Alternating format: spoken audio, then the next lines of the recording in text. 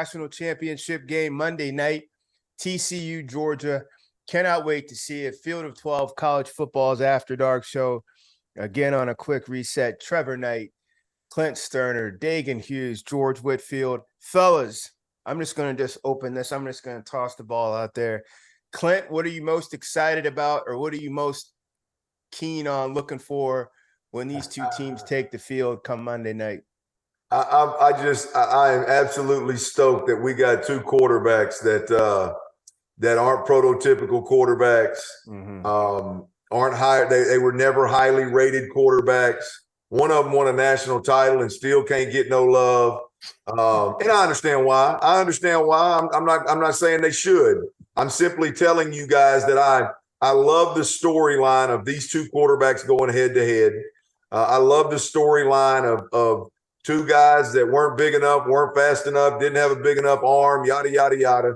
And they are both playing in the big dance. So number one, these two quarterbacks, I love their stories, overcoming the odds and being the dudes that the only two standing at the end, I think is just an absolute fabulous story. I think the biggest in-game aspect that I can't wait to see, it's going to be right out of the gate. Can Georgia's front seven make Max Duggan uncomfortable? And if I think Georgia's going to run through him like mess through a goose. If they can protect Max Duggan, this is going to be a dog fight or a frog fight, some might say, and it's going to be fun to watch, man. I like that twist. Trevor Knight, I want to throw it to you, but first I want to ask you a couple things. Let's just go to teams. I'm going to go to you. I'm going to go right back to Clint. Are these statements true? One, Georgia's more vulnerable than we thought. We've been thinking they're the invincible crew. They're a bad crew, certainly not invincible. Are they more vulnerable than we thought, looking at them with Ohio State? And with them looking at TCU, are they going to come in more sober? Not that they were ever over their skis or ever, feeling any type of way, but let's just be honest. If you're in Athens, a fan, a player, the guy cutting the grass out there in campus, you had to imagine you were playing Michigan. The team you thought you were going to be seeing in this locking of horns is not the one you got. So it's got to be a new respect for the opponent, and you got to have a new kind of awareness of who you are, because they come in nose bloodied up. How would you see that? Yeah, I think that if I was sitting in the Georgia locker room as a player preparing to play this game with the history, last year's national champion, we hadn't lost this year. We've had some tight games, but we really built this up to where we may be playing our best ball right now as a collective group. We just knocked off an Ohio State team that outside of that Michigan game, they just have some dudes and may have played their best game of the season, and they still snuck out of there with a win.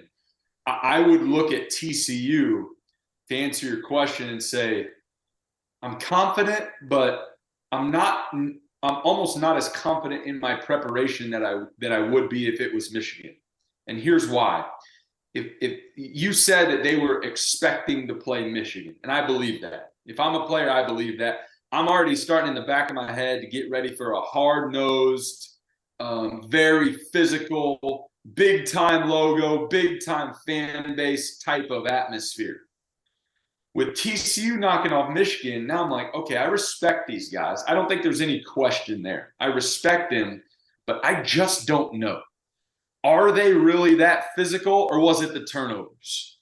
Did they catch lightning in a bottle in a couple big games, or are they for real? Right? It's like, yes, they're here. We respect them, but how much preparation do I really need to put in? And a lot of people would argue that and say, well, you prepare regardless who's across the field from you. But both you guys and everybody else that's ever played this game before knows that there's a different level that you get to in your head when you know it's Michigan and TCU just from a logo standpoint. And correct me if I'm wrong. No, there's no correction on that. Clint, let me roll back over to you. As an offensive-minded football player and quarterback, and I'm sure there's games you probably built the game plan, executed the game plan, probably changed plays, called plays, etc. Does TCU, is this a situation they're going to need to throw the kitchen sink at Georgia? We asked this question last week about Michigan, and wound up being Michigan came out like right away in the special bag of tricks, and they're doing all these things. Will TCU have to do that? And as a play caller, what would be your approach wearing the purple and silver, Riley? What would be your approach on attacking a Georgia team? They don't blitz a ton. Michigan did. They gambled all over the place, but they can get got. You saw those big, wide open plays Ohio State was striking them on. How would you go about setting up this attack for TCU? Look, first of all, I would talk to my guys offensively about, I mean, this is why the air raid was invented, boys. Yep. I mean, the air raid was invented to give smaller, less athletic, less physical wide receivers and skilled players an opportunity, a way to actually compete and move the football and counterpunch what it is these bigger, faster, stronger teams wanted to do. So this is an ideal matchup for me if I'm TCU. We got a team that we couldn't out physical if we wanted to, right? I mean, we couldn't out physical them if we wanted to. It doesn't matter. And this is exactly why when you look at what is it, Garrett Riley? When you look at Garrett Riley, and this is the value in a great air raid play caller or head coach for that matter, is you don't have to physically be better than the opponent across from you. Now, the counter to that is, boy, you make a mistake, or if they're able to disrupt you, it can get out of hand in a hurry, and you're just out there getting absolutely skull drugged. If you're TCU, is that what yes, TCU, yeah. yes. I mean, that's the thing with the air raid guys. That's why, to my knowledge, I don't know if we've ever seen an air raid play caller in a national championship.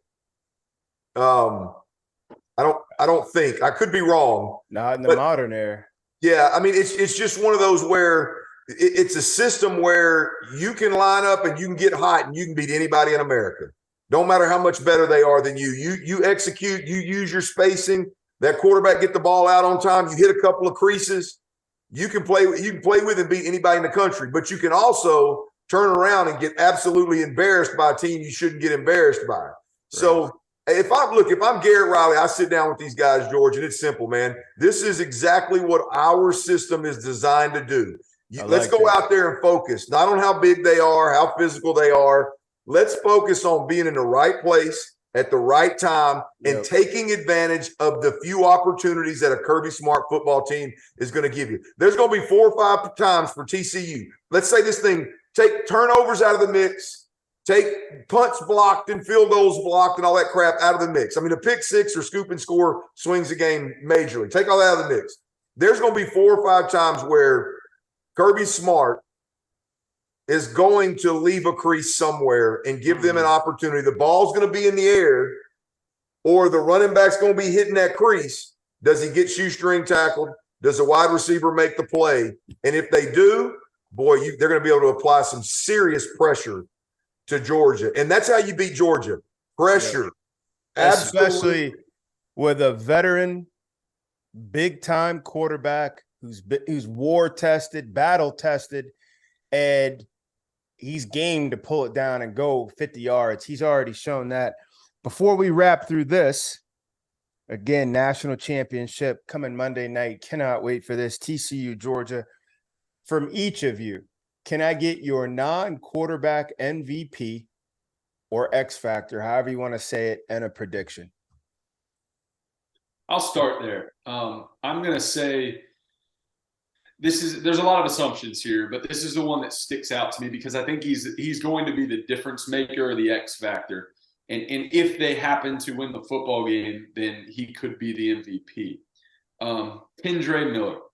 And I'm not even sure how healthy he is. I would imagine that he will play in this football game. Running back for TCU. But to all your points, Clint, they are an air raid team. They have the ability to spit it around. But why I think that TCU has been able to be so consistent and not drop a game to an inferior team. They're only blemish to a K-State team that they were stopped on the goal line. They played really well. K-State played arguably their best game of the year. They have been able to establish a run game all year long. And that's what I think has been different about this TCU game. And not just, oh, we spread it out, so that's going to, lighten the box so we can pick up some chunk yardage. No, I feel like they have ran in between the tackles, downhill at times, and played a physical brand of football in the run game on top of spreading it out. And so I think X factor, MVP, whatever you want to call it, could be Kendre Miller back there for the TCU Horned Frogs, toting the rock. Score. That being said, I still have